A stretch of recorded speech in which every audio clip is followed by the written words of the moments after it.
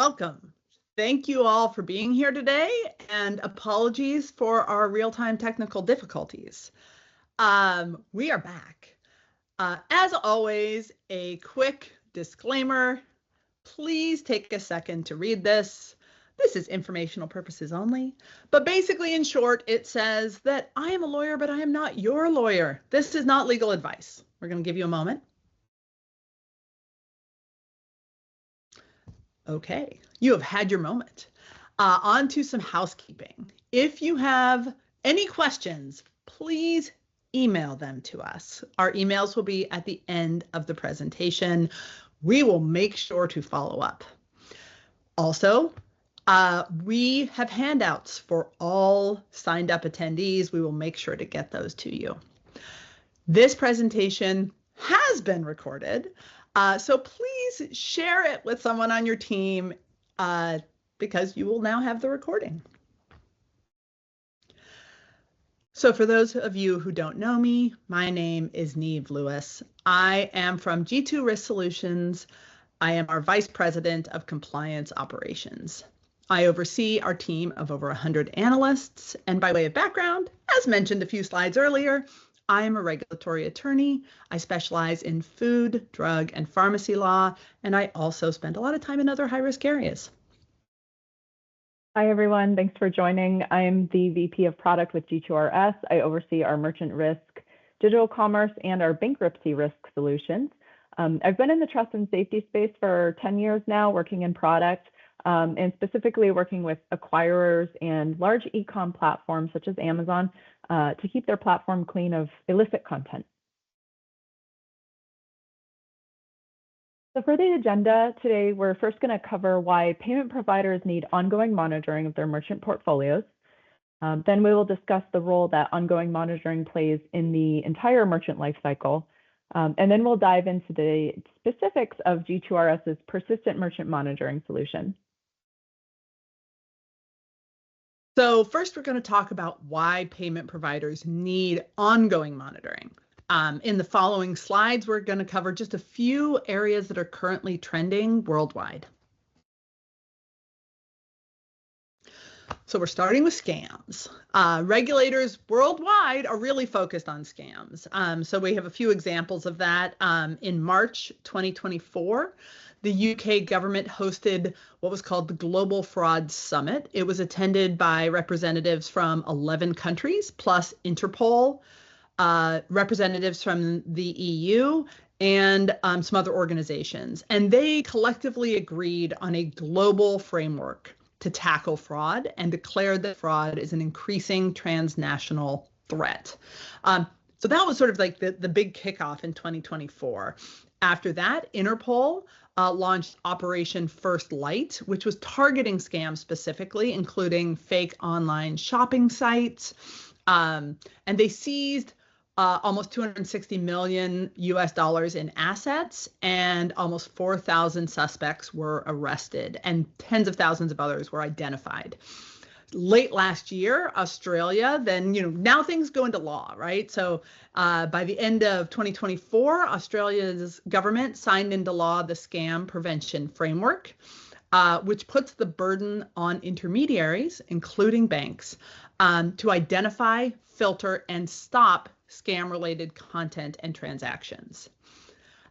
Then, once you have regulators taking action, you have these governments meeting to discuss, you start having intermediaries take additional action, take proactive action.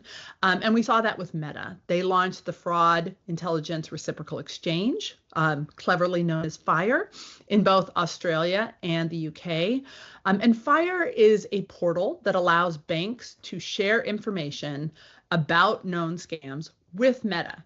And scams that are on the Meta platforms, obviously. And then the company can use that information to investigate and remove scams from its platforms, which are like Instagram and Facebook and others. So just a few weeks ago, G2RS attended the Global Anti-Scam Alliance Summit in the UK.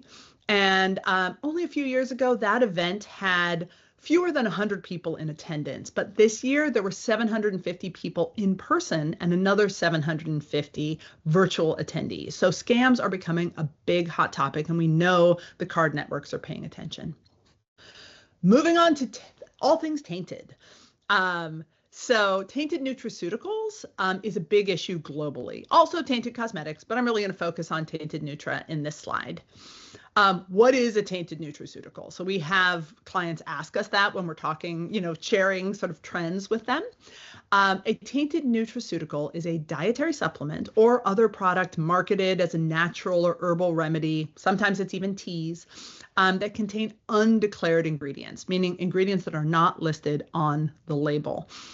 Usually these are prescription-only drugs or maybe stimulant substances, and they are potentially harmful. Often these ingredients are far more than would actually be contained in a prescription-only pill, and people don't know they're taking a prescription-only drug. The top 3 categories of tainted nutraceuticals are sexual enhancement supplements, weight loss supplements, and bodybuilding supplements. Sexual enhancement supplements are far and away the most common type of tainted nutra. They're often tainted with sildenafil or tadalafil, which are the active ingredients in Viagra or Cialis. The regulators that most frequently test and report these products are the US FDA, Australia's TGA, and Health Canada. But we also see testing from EU member states, from the Hong Kong Department of Health, and from Singapore's Health Sciences Authority. So G2RS reports these products to clients all over the world. If one regulator tests a product and finds that it contains an undeclared ingredient, that becomes a problem globally, and it becomes a problem for the card networks globally. And so we, of course, check that the product matches the product image in the regulatory alert. There's lots of generic names out there. Regulators are testing these products all the time. So this is why ongoing monitoring is important. New alerts are literally published every week. So these products can be hiding in your portfolio and might have been okay last week when it hadn't been tested by a regulator, but now it becomes the sort of potential subject of an assessment. So that's another reason why you need ongoing monitoring. Okay, so now we're going to some U.S. focused, regulatory change, but this will likely affect things globally as well. So the Federal Trade Commission in the United States recently published what's known as the click to cancel rule, which affects negative option merchants. Merchants will have just 1 week because it goes into effect on May 14th in 2025, and everyone has to fully comply with its requirements by then. The rule applies to merchants who are offering negative option features like automatic renewals or free trials that convert to paid subscriptions. So under the rule, there's several things that have to happen. Merchants must clearly and conspicuously share that the charges will be recurring. They also have to share the deadline by which consumers must act to stop the charges. And they also have to provide the costs that consumers may incur, or at least a range of costs.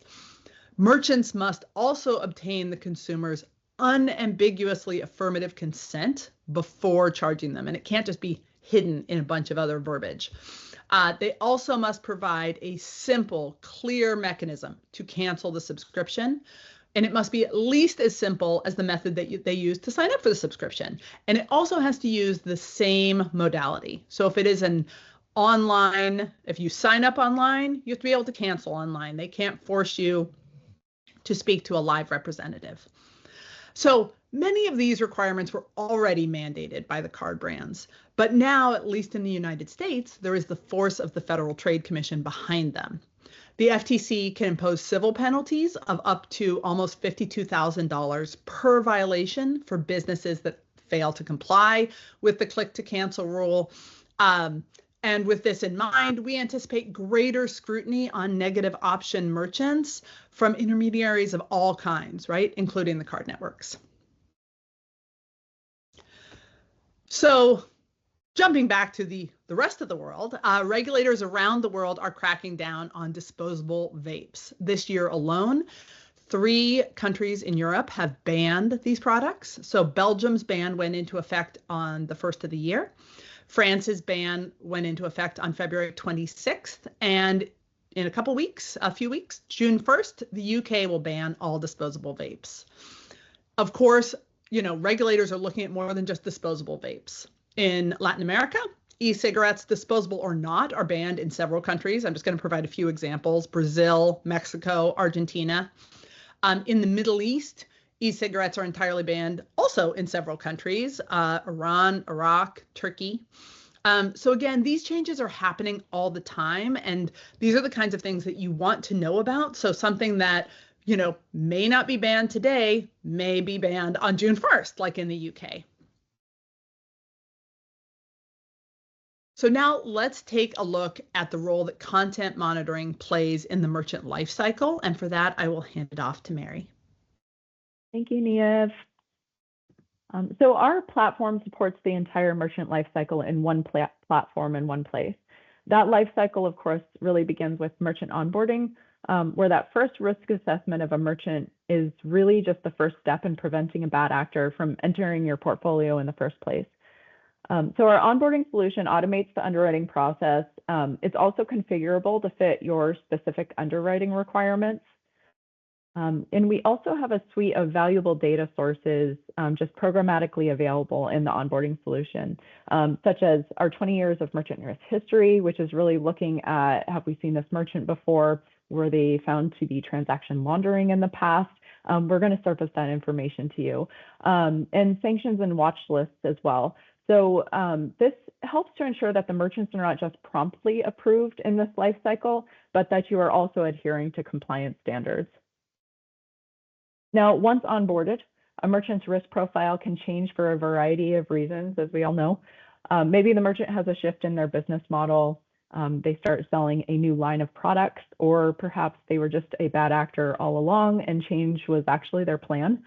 Our persistent merchant monitoring solution is going to detect these new violations, whether you have that merchant in monthly monitoring or maybe even more frequently, such as a weekly monitoring.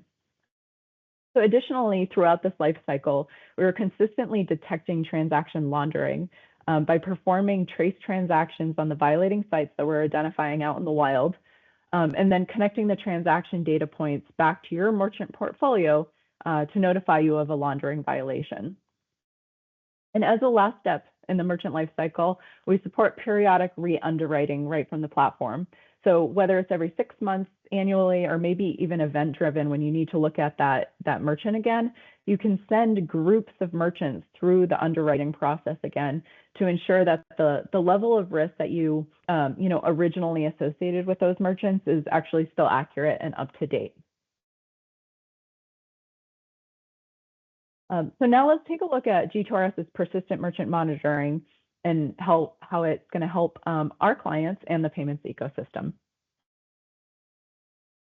So monitoring merchant websites globally is crucial for several reasons. The first, obviously, it helps you comply with regulations and card brand rules.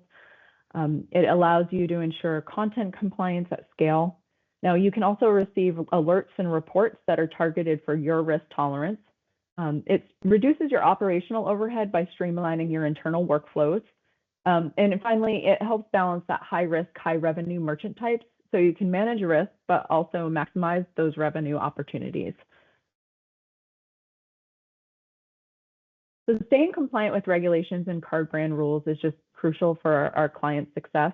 As Niev discussed, G2RS is constantly monitoring those regulatory updates on a global scale and ensuring that our clients receive that information quickly. It's important to note that while some regulations do apply globally, others are specific to certain regions. So in this next image, for example, the UK recently banned zombie knives. And when they did so, we were able to quickly identify these knives being sold by the merchants and get those reported where regionally applicable.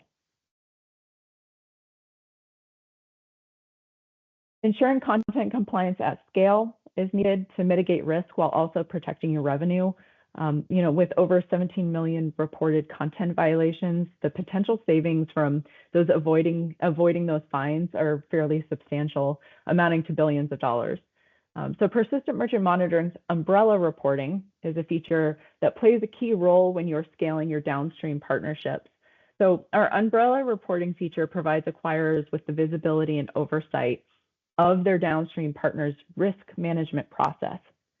For example, if you have 10 downstream partners that manage their own risk through G2RS, umbrella reporting is enabling you to see the content violations and actions that are taken by those downstream partners in one platform.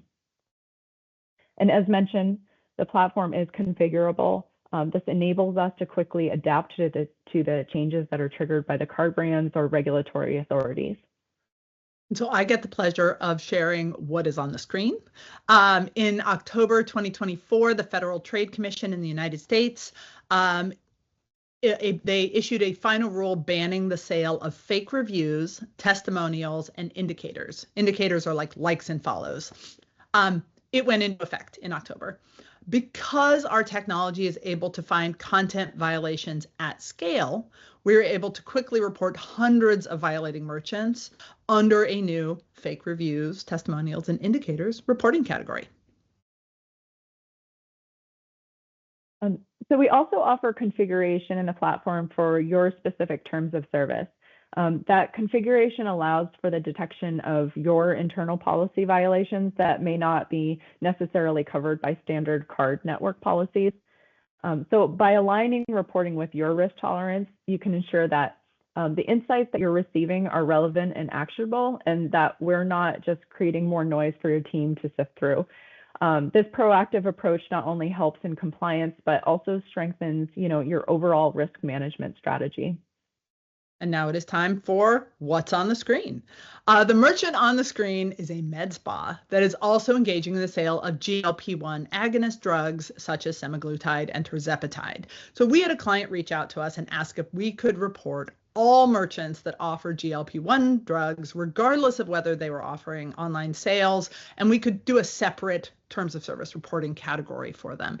And by bucketing these merchants into one category, it allowed the clients to quickly evaluate those merchants because this is a really quickly changing space. Anyone who's paying attention to it knows that the rules of compounding these drugs is changing in real time. And so because the legal status is in flux, it allowed their team of underwriters to quickly evaluate and decide whether or not those merchants were in compliance. The persistent merchant monitoring reporting always includes a G2RS analyst review, which reduces false positives and just overall noise for your team to have to sift through. This also enables your team to be able to focus on cases that are maybe more complex and higher risk. The G2RS portal offers a streamlined process for submitting those merchants, removing the merchants, managing content violations, and also executing case actions. It's available via API, so you can automate your internal workflows, or you can also use our user-friendly portal. So, this slide is about operational burden, which honestly, the sort of terms of service bucket that I just talked about really covers that as well. But what I'm going to focus on is how we reduce false positives with our team of really tenured expert analysts. So the merchant on the screen is an addiction-focused nonprofit, right? It is not selling Kratom. It is trying to help people who are addicted to Kratom. So although it has a payment option on its website, that payment option is for donations to the nonprofit. So because G2RS's analyst team reviews all content before surfacing that to clients, we do not report false positive hits like the one on the screen. So closely managing high risk, high revenue merchants is crucial for balancing your profitability and your risk. So by closely monitoring higher risk categories, we can effectively mitigate potential assessments that may arise. Expanding into lucrative segments such as CBD and nutraceuticals presents significant opportunities, but it's also important to make sure that you implement the right risk controls.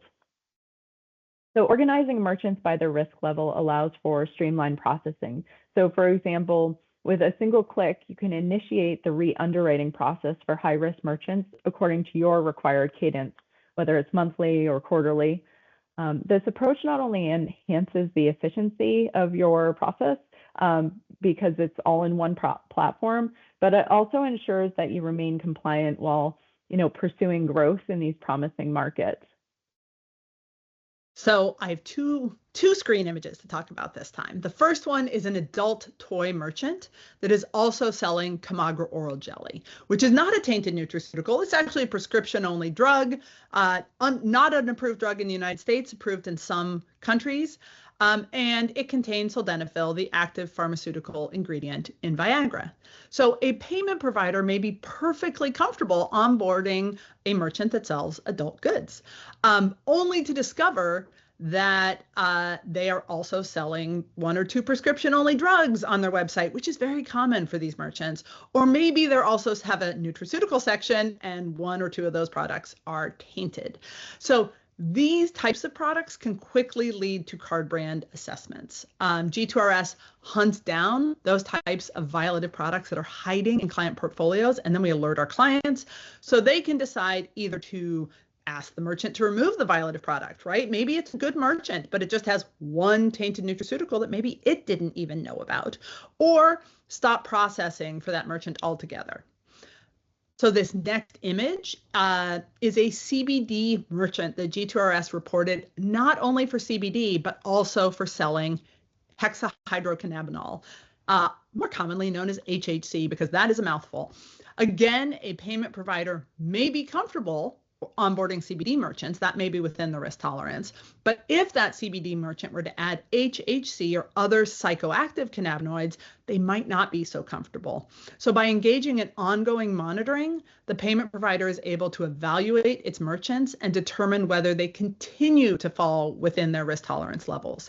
So G2RS regularly publishes guides on a lot of these high-risk topics. We have, if you are watching this from the EU, we have an EU-focused guide on HHC.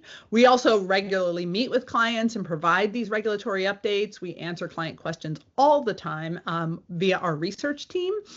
So just want to take this opportunity to say, if you are a G2RS client, please reach out with any questions you have on any of these regulatory areas. Like I said, we sort of meet and share regularly with clients, but we also have a ton of guides. So again, content monitoring is a critical part of the merchant lifecycle. A merchant's product catalog is only a snapshot in time, and ongoing monitoring is not only required by the card networks, but it is also a critical tool to ensuring that your portfolio remains within your risk thresholds. And one thing I'll just add to that, Nia, before we move on to the next slide, is the persistent merchant monitoring can also be set up in merchant groups that is based on your risk tolerance, right? And then we can provide more frequent reporting for those merchant groups. We talked about sending merchant groups back through the underwriting process, but ongoing monitoring also supports that. So for example, if you have a merchant group that you consider a little higher risk and you want to see their content scans more than once a month, you are able to configure that by weekly, bi-weekly, or monthly reporting in the PMM solution. So again, thank you for your patience with our technical difficulties earlier. If you have a question, please use the email on this slide and reach out to us, and we will make sure to get back to you. Also, we have several resources that are available to clients, those guides that I mentioned. So, we have a Kratom regulatory guide that tells you, we have a Kava regulatory guide. So please reach out to your customer success representative, and they will get you every guide that you could possibly want. So thank you very much for attending this today, and we look forward to hosting you next time. Thank you, everyone.